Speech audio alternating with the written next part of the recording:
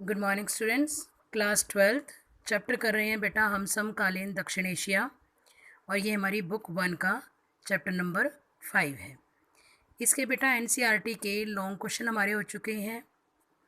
NCERT के हमने short question शुरू कर रखे हैं। पिछली वीडियो में आपको 2 क्वेश्चन समझाए गए थे।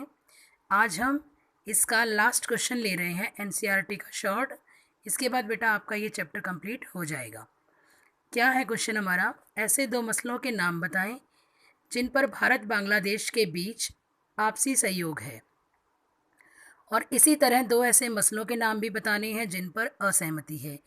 यानी कि सीधे सीधे हमारे से क्या पूछा गया है कि भारत और बांग्लादेश दोनों देशों के मध्य ऐसे 2 मुद्दे हमने चर्चा करनी है जिन पर भारत और बांग्लादेश की एक सहमति है, और ऐसे 2 मुद्दों की चर्चा भी करनी है जो इन पर हमारा आपसी विवाद है या असहमति है। सहयोग के मसले कौन से हैं हमारे? पिछले कुछ वर्षों में भारत बांग्लादेश के आर्थिक संबंधों में सुधार आया है। यानी बीते गत वर्षों में भारत और बांग्लादेश के संबंधों में लगातार सुधार आ रहा है। बांग्लादेश भारत की पूर्व चलो की नीति का हिस्सा है। यानी भारत देश द्वारा जो पूर्व चलो की नीति है, पूर्व चलो की नीति में क्या है बेटा? भारत ने अपने पूर्व में बसे हुए पड़ोसी देशों के साथ मुक्त व्यापार की नीति को अपनाया है, ताकि वहाँ भारत भी उनके बाज़ारों में बिना बेरोक टोक के व्यापार कर सकें और वो भी भारत में आकर अपना व्यापार कर सकें। तो भारत की जो पूर्व चलो की नीति है उसका सर्वप्रथम समर्थन बांग्लादेश द्वारा किया गया, जिसके अंतर्गत म्यांमार के माध्यम से दक्षिणी पूर्व एशिया से संपर्क साधने की योजना है। यानी कि दक्षिण पूर्व एशिया के साथ हमारे म्यांमार के माध्यम से जो संपर्क हैं वो काफ़ी आसान हो जाएंगे। अब आएंगे हम असहमति के मुद्दे। असहमति के मुद्दे क्या हैं? भारत और बांग्लादेश के बीच गंगा और ब्रह्मपुत्र नदी के जल के बंटवारे को लेकर जो समझौता हुआ है वो दोनों ही देशों के बीच असहमति का मुद्दा बना हुआ है। कैसे बना हुआ है? क्योंकि गंगा नदी भारत से निकलती है और ब्रह्मपुत्र बांग्लादेश से, और दोनों ही नदियों के जल को लेकर दोनों के बीच में संधि हो रखी है।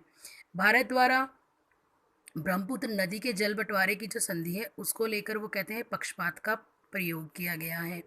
और ऐसे ही बांग्लादेश द्वारा इल्ज़ाम क्या लगाया जाता है कि गंगा नदी के बंटवारे को लेकर जो समझौता किया गया है वो समझौता न्यायोचित नहीं है।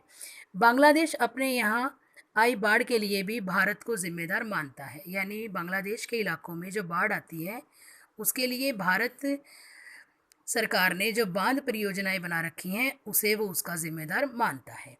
भारत भी कई मुद्दों पर बांग्लादेश से नाखुश है, जैसे भारत में अवैध अप्रवास पर ढाका का खंडन, भारत विरोधी इस्लामिक कट्टरपंथियों को समर्थन, भारतीय सेना को पूर्वोत्तर भारत में जाने के लिए अपने इलाके से रास्ता देने से बांग्लादेश का इनकार करना, और ढाका का भारत को प्राकृतिक गैस निर्यात न करने का फैसला, म्यांमार का बांग्लादेश से होकर भारत को प्राकृतिक गैस निर्यात न करने देना आदि।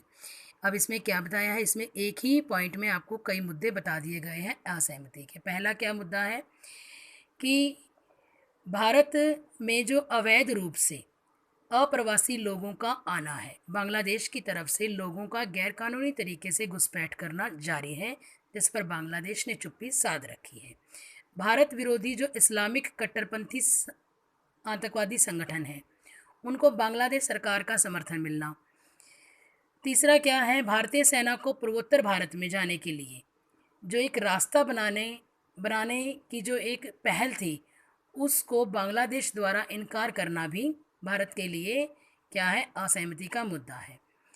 ढाका का भारत को प्राकृतिक गैस निर्यात ना करना, बांग्लादेश के ढाका में प्राकृतिक गैस का विशाल भंडार है और वो भारत को निर्यात नहीं कर रहा है, और म्यांमार का बांग्लादेश से होकर भारत को प्राकृतिक गैस निर्यात ना करना, यह भी भारत सरकार के लिए एक असहमति का या कहिए नाखुश होने का मोटिव है। ठीक है, तो ये है बेटा सहमति और असहमति के मुद्दे। इसके बाद बेटा हमारा ये चैप्टर कंप्लीट हो जाता है। आपको इस प्रश्न को अपनी उत्तर पुस्तिका में साफ सुंदर राइटिंग में लिखना है और याद करना है। Thank you. Have a nice day.